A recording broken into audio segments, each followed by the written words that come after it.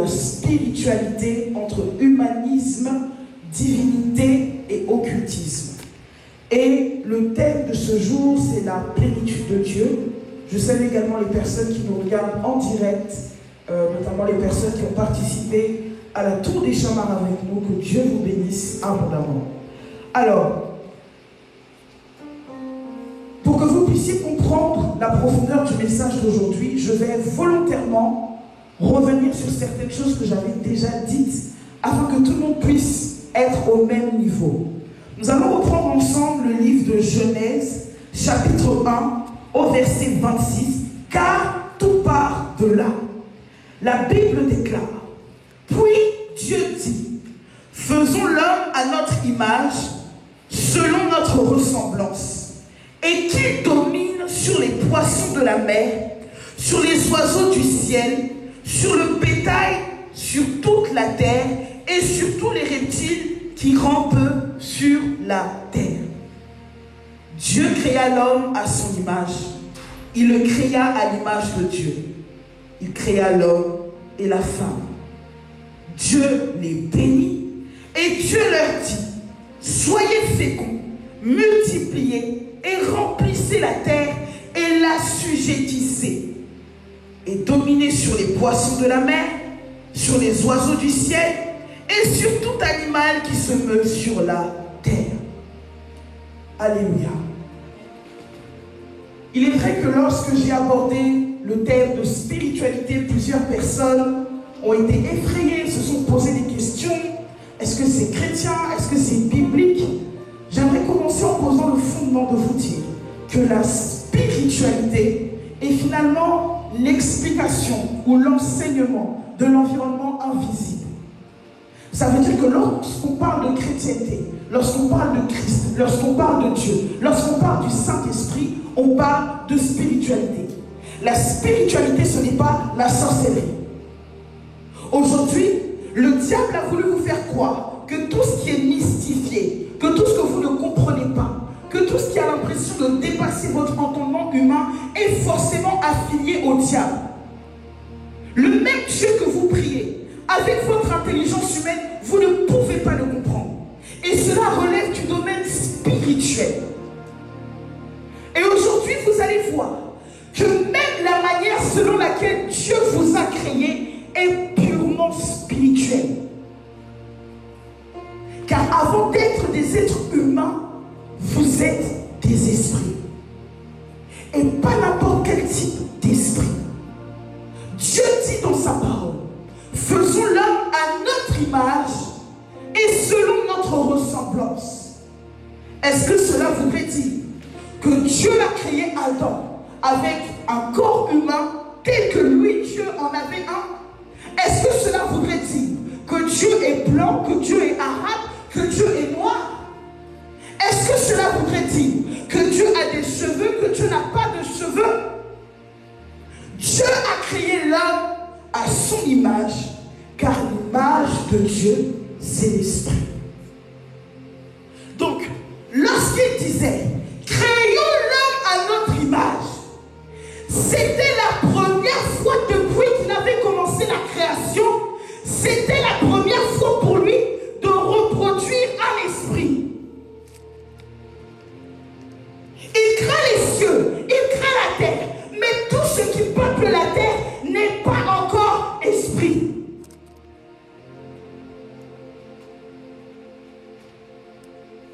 Alléluia. Et il crée l'homme à son image. L'homme est esprit. Et il le crée selon sa ressemblance. L'homme n'est pas n'importe quel type d'esprit. C'est un esprit qui est tiré de Dieu, un esprit qui sort de Dieu. Et c'est la dimension de la divinité dans l'homme. Donc tout être humain qui a été créé a la dimension d'esprit et a la dimension divine en lui. Que signifie cette dimension divine? Et le Seigneur l'explique juste après. Faisons-le à notre image, selon notre ressemblance.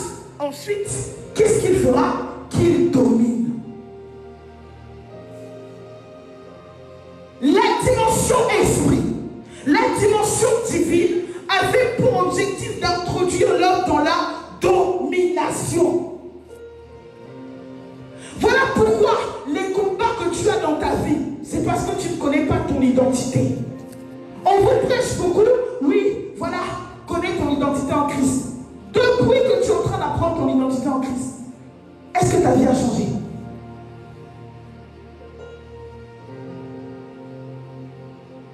Voilà, l'identité en Christ, c'est les fruits de l'esprit. Les gens sont pauvres en révélation, pauvres en enseignement et s'alourdissent de superficialité. Et les gens ne sont pas nourris et sombres.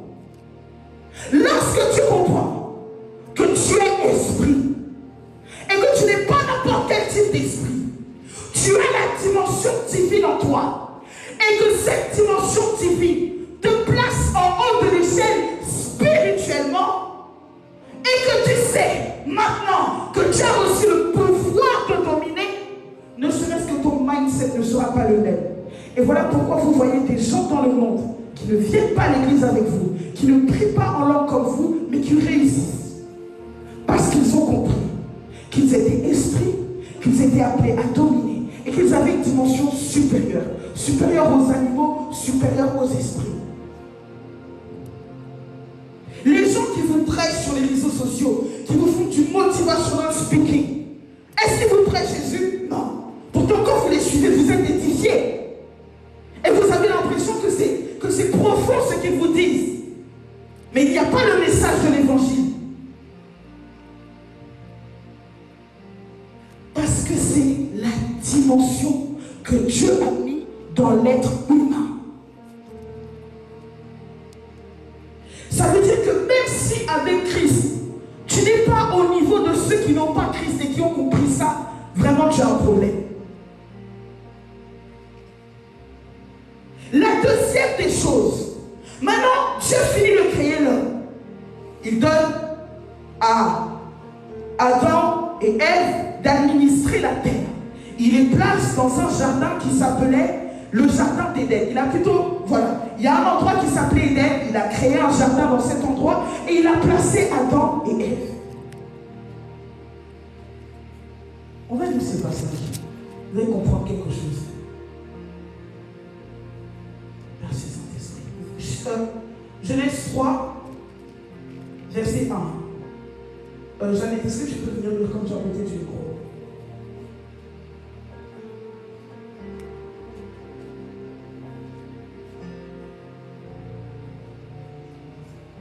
Non, lis à partir du verset... Oui, lis à partir du verset 1. Oui. Genèse chapitre 3, verset 1, je lis au nom de Jésus. Le serpent était le plus rusé de tous les animaux des champs que l'Éternel avait fait.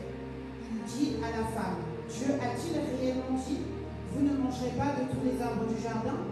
La femme répondit au serpent, nous mangeons du fruit des arbres du jardin. Mais quant au fruit de l'arbre qui est au milieu du jardin, Dieu a dit, vous n'en mangerez point et vous n'y toucherez point de peur que vous ne mouriez.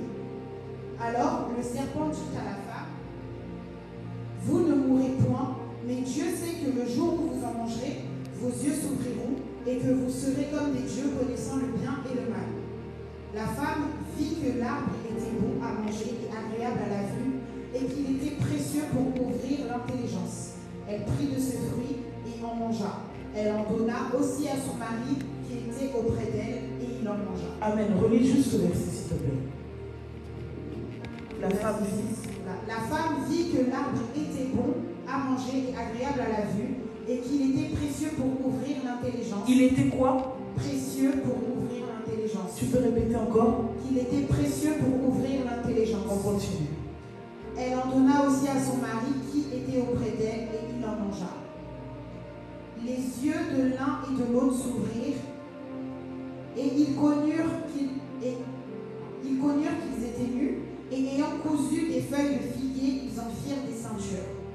Alors ils entendirent la voix de l'Éternel Dieu qui parcourait le jardin vers le soir et l'homme et sa femme se cachèrent loin de la face de l'Éternel Dieu. au milieu des arbres du jardin. Amen. Amen. Amen. Alors pour revenir à ce que je disais tout à l'heure, donc Dieu crée l'homme à son image selon sa ressemblance. Il les place dans le jardin d'Éden. Et voilà qu'un des animaux les plus rusés, le serpent, vient parler à la femme. Écoutez, ce jour-là, le serpent n'est pas venu initier la femme ou l'homme, il n'est pas venu initier l'être humain à la sorcellerie. Ce jour-là, le serpent est venu initier l'être humain à l'humanisme. Il est venu l'initier à lui-même.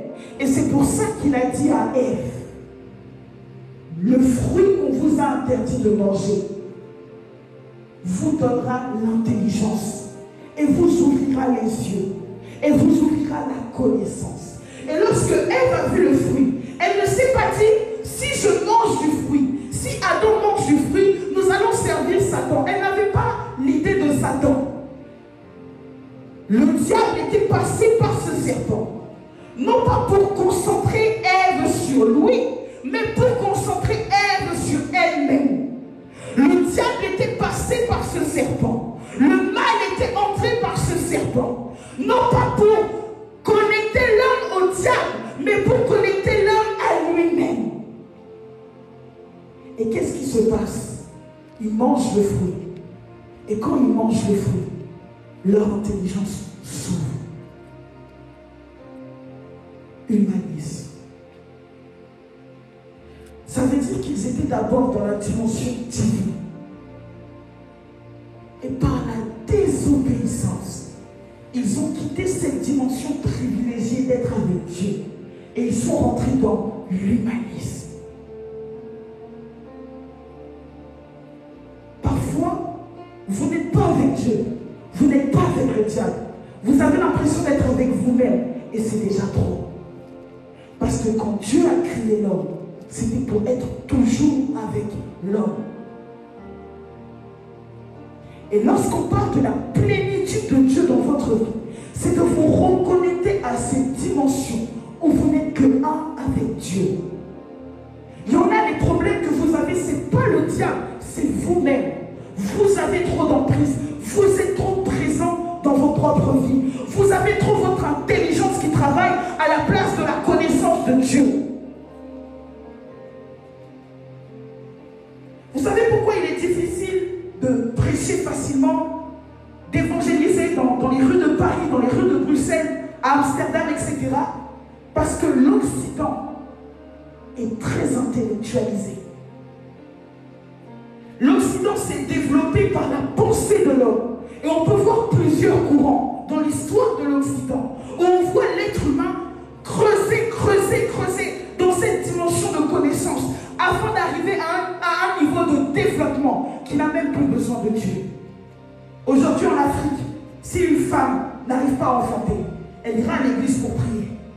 Aujourd'hui en France, si une femme n'arrive pas à enfanter, elle ira à l'hôpital pour faire une fécondation in vitro.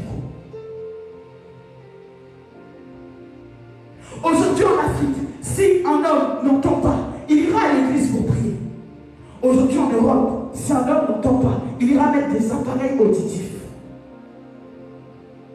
Est-ce que la science, la médecine, c'est mal? Non. Mais c'est l'homme. Et quand vous reconnectez à Jésus-Christ, qui a pour objectif de vous reconnecter à l'Éternel, Dieu le Père, le plus gros obstacle qui vous empêche de vivre les miracles et qui vous empêche de vivre la puissance de Dieu, c'est ce système de pensée humain. Vous avez tellement eu l'habitude de tout voir se faire à la dimension de l'homme. Et vous avez tellement le regard sur tout ce qui se fait avec la force de l'homme, que quand le surnaturel de Dieu doit intervenir, que quand la puissance de Dieu doit intervenir, votre système de pensée vous bloque. Aujourd'hui dans les églises, on prêche trop que c'est le diable qui bloque vos vies. Toutes les prières qu'on a fait pour vous là, c'est quel démon qui ne veut pas quitter? C'est pas forcément une question de démon. Parfois, c'est le système de pensée. Et là, nous plongeons ensemble dans Genèse 11. Est-ce que jamais tu peux revenir dessus?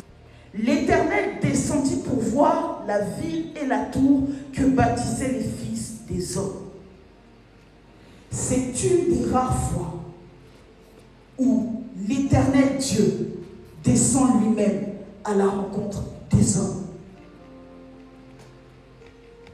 Lorsque ces hommes ont commencé à échanger, ont commencé à confronter leurs idées, ils ont creusé spirituellement jusqu'à arriver à un niveau d'intelligence qui leur a permis de savoir que s'ils prenaient des briques, s'ils prenaient des ciments, s'ils s'assemblaient, s'ils se coordonnaient, ils auraient assez de force pour bâtir une tour qui toucherait le ciel.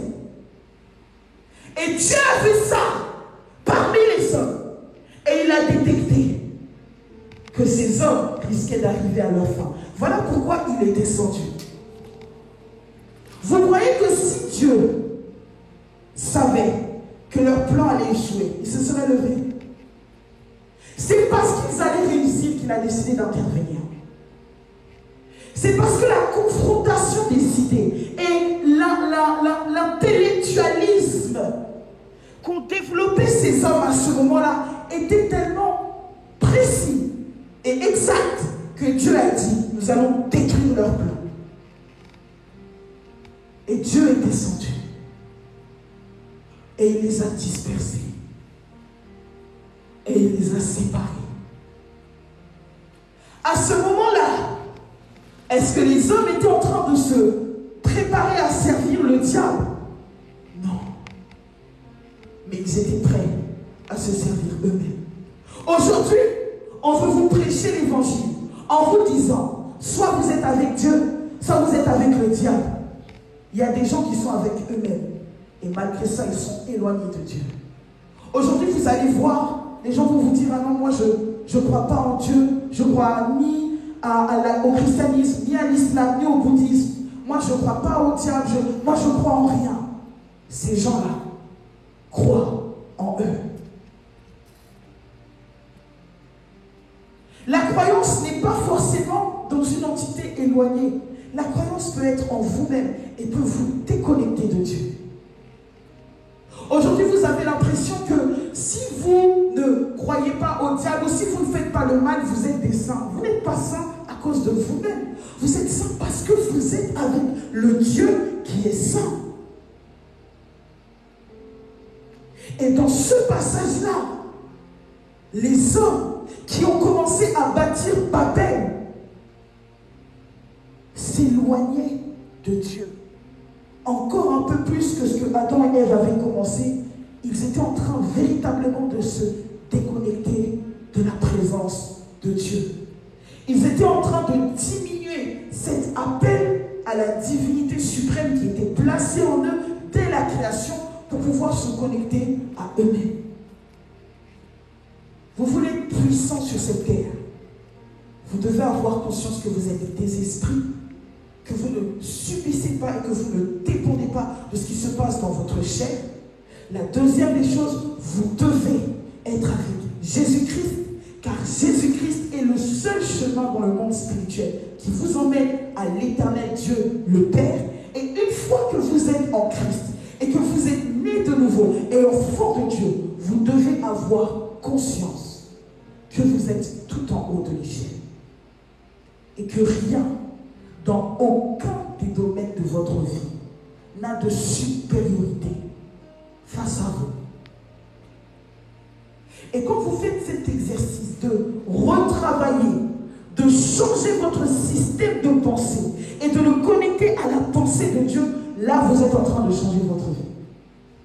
Vous savez, moi maintenant, je n'aime plus prier trop pour les gens. Je n'aime plus prier dans le désordre. À quoi ça sert de prier pour une personne? Oui, elle a un problème. Tu vas prier aujourd'hui, ça va la soulager. Demain, elle va venir te voir pour un autre problème. Et il y a des gens qui rythment leur vie chrétienne de prière en prière, de oin en oin. Hier, sur la tour des prières, j'ai dit une chose. J'ai dit, vous pensez que c'est parce que vous vous rapprochez d'un prophète ou d'une prophétesse que Dieu va facilement vous toucher, que Dieu va facilement vous parler? Moi, je sers à côté de mon père spirituel, qui est un homme très connu. Les gens cherchent de partout à l'atteindre. Et quand les gens me voient à côté de lui, ils pensent que, puisque je suis à côté, je bénéficie des prières 24 heures sur 24, 7 jours sur 7. C'est pas ça. La connexion que vous devez développer avec le Saint-Esprit doit vous emmener à avoir la capacité de plier vos genoux et de parler à Dieu. De ne pas dépendre, d'avoir la proximité avec un roi de Dieu ou pas un roi de Dieu. Les gens n'aiment pas quand je prêche ces choses-là, parce qu'ils aiment venir dans la chaleur de l'église, se rouler par terre, commencer à pleurer, commencer à trembler et dire j'ai senti Dieu. Tu sens plus Dieu quand tu viens ici que quand tu es chez toi. Pourtant tu passes plus de temps chez toi.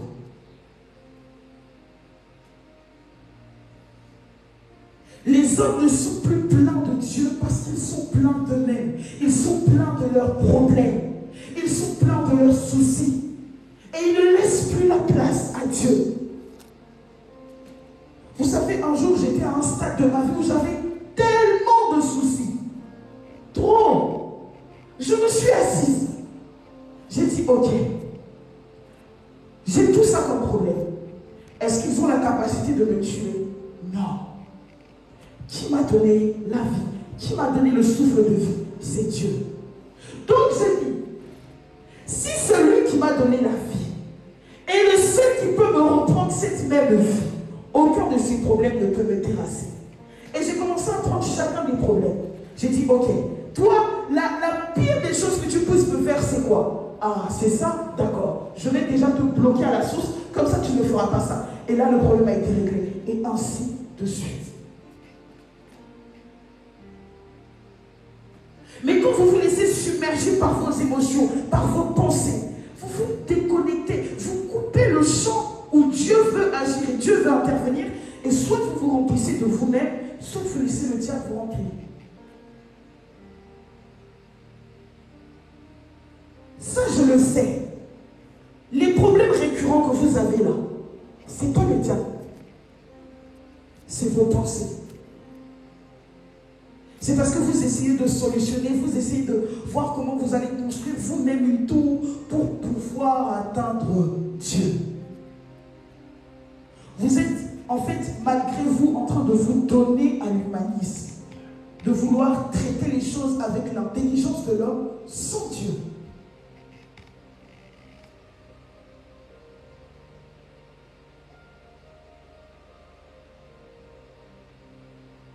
Alléluia. Avant que je chute dans mon message, allons dans le livre de Corinthiens. Je sens qu'on doit prier. 1 Corinthiens chapitre 6, verset 19. Ne savez-vous pas que votre corps est le temple du Saint-Esprit qui est en vous, que vous avez reçu de Dieu et que vous ne vous appartenez point à vous-même? Généralement, quand les gens prennent ce verset, c'est pour vous prêcher sur l'impudicité. Pourtant, ce verset a une toute autre signification. Il est écrit que ton corps est un temple, pas n'importe quel temple, celui du Saint-Esprit. Et à cause de cela, tu ne t'appartiens pas à toi-même. Il n'est pas écrit que tu n'appartiens pas au diable, tu ne t'appartiens pas à toi-même. Ça veut dire que ton toi-même a une capacité de gouverner ton propre corps. Et c'est ce toi-même-là qui donne accès au diable. Le diable ne vient pas te voler l'accès dans ta vie, c'est toi qui lui donnes. Et ça, c'est par l'humanisme. Et là, je vais approfondir dans mon thème. Maintenant, comment on passe de l'humanisme à l'occultisme? Vous voyez les loges occultes. Les gens qui sont dans des loges occultes, quand ils commencent dans les loges occultes, ça commence toujours par l'intellectualisme. C'est des gens qui font des grandes études, qui réfléchissent beaucoup, qui veulent changer le monde, qui veulent changer les choses. Et une fois qu'ils ont le plein pouvoir sur eux-mêmes et sur ce qui les environne, maintenant ils donnent l'accès au diable. Et c'est là où l'occultisme entre. Ce qui fait que Satan a de l'emprise dans ta vie.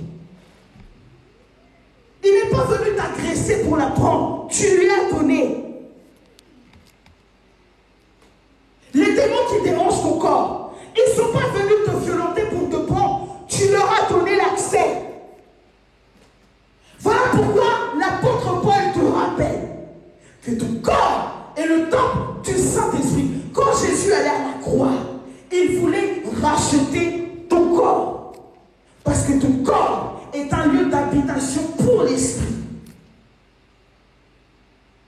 Ça veut dire que si ce n'est pas l'Esprit de Dieu qui possède ton corps, c'est toi-même qui possèdes ton corps, puis c'est le diable. On vous a dit qu'il y a seulement Dieu et le diable.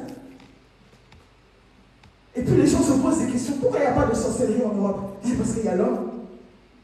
C'est tout. Pour vous, les sorciers, c'est les gens qui mettent du maquillage blanc, qui courent avec des feuilles de banane sur les fesses. C'est pas ça un sorcier. Il y a l'homme.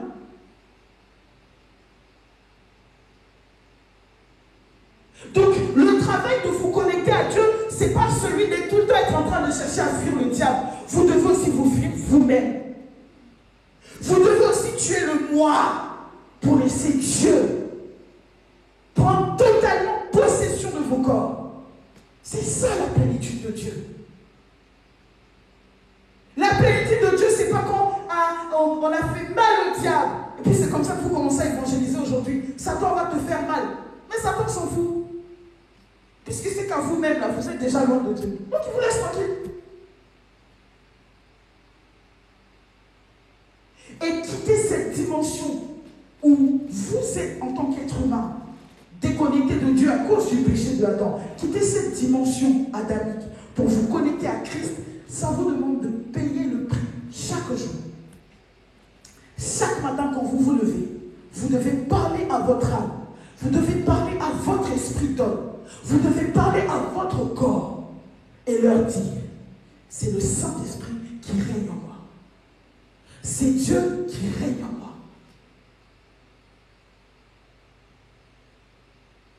On vous prêche souvent, oui, vous êtes des esprits, vous habitez dans les corps, vous possédez une âme. Le corps, là, ce n'est pas la peau que vous voyez. Le corps dans la dimension spirituelle, c'est un temple, c'est un lieu d'habitation. Et le péché, là, il n'est pas dans votre corps, il est dans votre chair. C'est la différence. Il y a une différence entre le corps et la chair.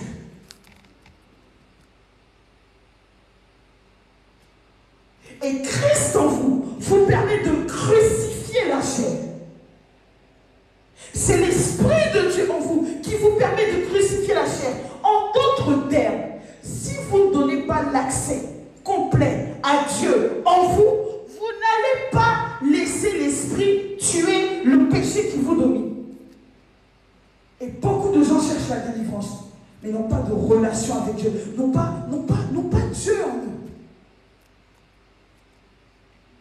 Beaucoup de personnes cherchent à se détacher du péché, mais ils n'ont pas Dieu en eux. Comment subsister dans l'intégrité, dans la consécration, dans la sanctification? Dieu en toi, dans ton corps, qui est un temple, la plénitude de Dieu. Comment dominer dans mes affaires, dans mes études, la plénitude de Dieu? Les gens qui réussissent à l'école là, c'est pas tous des sorciers. Il y en a, c'est juste des humains très intelligents qui développent leur intelligence. La Bible te parle de Daniel. Daniel était un homme qui avait une intelligence supérieure. Ça veut dire qu'à côté de lui, il y avait des gens qui étaient intelligents. Mais Daniel était supérieur à ces personnes intellectuelles. À partir d'aujourd'hui, vous devez vous asseoir. Moi, vous savez que j'aime quand on prend des feuilles, des stylos et qu'on écrit pendant qu'on prie. Faites un point sur votre vie. Quelle est votre dimension qu'est-ce que vous connaissez de Dieu? Qu'est-ce que vous connaissez du Saint-Esprit? Qu'est-ce que vous connaissez de vous-même? Et c'est comme ça que les beaux parleurs, les motivational speakers, les gens qui prêchent bien l'homme sur les réseaux sont en train de vous avoir. Il y a un truc sur Instagram, je crois que ça s'appelle loi de l'attraction, quelque chose comme ça. Des posts que les gens partagent tous les jours. Ce truc m'énerve. Parce qu'en plus, les gens partagent et disent « Ah, mais c'est pas chrétien, mais c'est vrai. Hein. » Oui, c'est vrai, parce que c'est humain.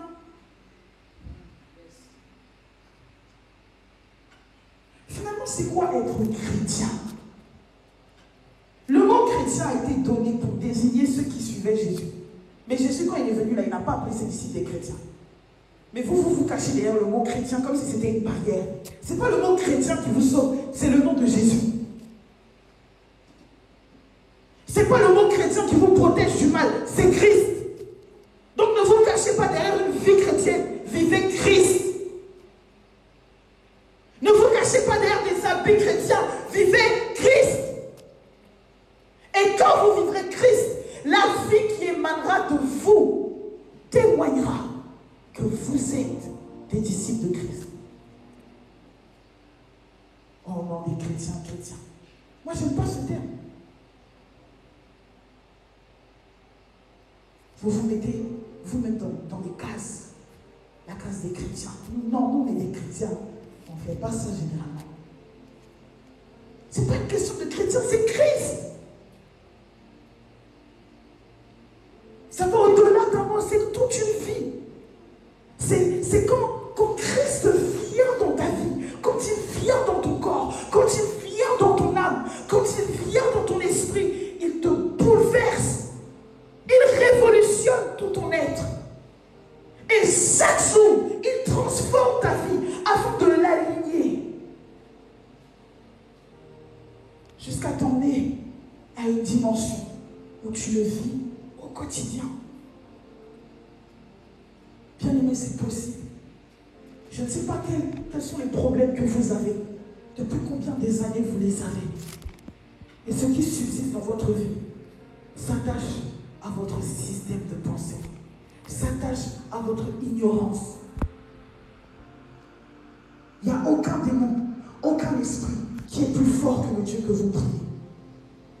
Et Dieu voit vos cœurs. Quand vous priez sincèrement, quand vous pleurez sincèrement, Dieu voit vos cœurs. Mais il a déjà tout donné pour vous aider. Il a donné Jésus. Voilà pourquoi Jésus a dit, je suis le chemin, la vérité et la vie. Et nul ne vient au Père que par moi. Il a dit qu'il est le chemin parce qu'il y a des chemins. Mais lui, il est le seul chemin qui va te mener au Père. Il est la vérité. Parce que dans le champ de l'intellectualisme, il y a plusieurs types de réalités qui veulent s'imposer comme des vérités. Mais il y a une seule vérité, c'est Jésus. Et il est la vie. Parce qu'il est le seul qui a vaincu la mort et qui a la capacité de ramener la vie là où tout était mort en toi. Il est le seul qui opère à la dimension de la résurrection. Et il peut ressusciter toutes les choses qui étaient mortes dans ta vie. Mais tu dois, à partir d'aujourd'hui, décider d'arrêter de vivre une vie chrétienne où toi-même tu te motives à être chrétien. Tu dois vivre Christ et tu dois comprendre le Dieu que tu pries. Les gens se font avoir par des faux prophètes, par des faux pasteurs, parce que les gens sont très faibles. Les gens ne comprennent pas.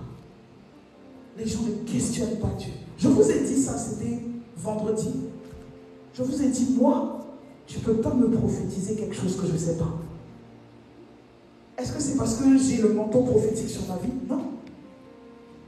C'est parce qu'en développant ma communion avec l'Esprit de Dieu, j'ai appris à reconnaître la voix de Dieu. J'ai appris à discerner les paroles et les promesses de Dieu pour chacun des domaines de ma vie. Donc quand tu viens avec une prophétie, moi-même je vais examiner. Et la Bible même le dit, examinez les prophéties. Mais vous aujourd'hui, vous courez derrière des prophètes. Ils vous disent A, B, C. Et puis vous dites oui. C'est comme ce matin, j'étais en pleine réflexion. Et je rigolais toute seule parce que je me suis dit, aujourd'hui, les faux prophètes n'ont même pas d'effort à faire. Il va rentrer dans la salle.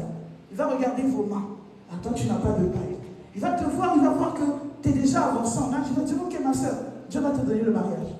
Et toi, si tu es là, amen, prophétie. Ce n'est pas une prophétie. Il t'a juste observé. Et puis pour te faire plaisir, il va dire, Dieu va te donner un mari riche. Et toi aussi, amen. On ne prophétise pas les maris riches sur tout le monde.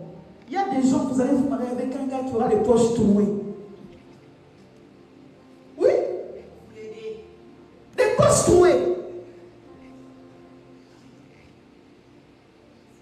Tu vois? vois un frère qui a un costume, tu dis, Dieu t'appelle dans les affaires et Dieu va te bénir dans les affaires. Le frère aussi là, amen. Et puis lundi pas, il quitte son travail, il va lancer un business qui ne marche pas. Mais la plénitude de Dieu en vous va transformer votre vie de prière. Vous n'allez plus prier juste pour demander des choses à Dieu. Vous allez prier pour connaître Dieu. Et quand vous le connaîtrez, vous vous connaîtrez. Et vous saurez ce qui vous appartient. Et vos prières vont changer. Vous n'allez plus faire des prières pour demander des choses. Vous allez faire des prières pour posséder des choses. Quand Israël arrive devant Canaan, ils savaient que c'était là qu'ils devaient aller. Ils avaient juste besoin de la stratégie de Dieu. Ils n'étaient pas en train de prier pour dire à Dieu, montre-nous Canaan. Canaan était déjà devant eux. La terre promise était déjà devant eux. Parce qu'ils avaient suivi Dieu. Et Dieu les avait emmenés jusqu'à la terre promise. Aujourd'hui, vous ne devez pas aller à l'église. Ça, c'est seulement dans les églises d'aujourd'hui qu'on voit ça. Tu pars à l'église pour tes besoins. Quand les disciples se réunissaient, c'était pour prier, c'était pour persévérer, c'était pour grandir. C'était pour se préparer à aller propager l'évangile de Christ. C'était pas pour venir déverser toute leur frustration.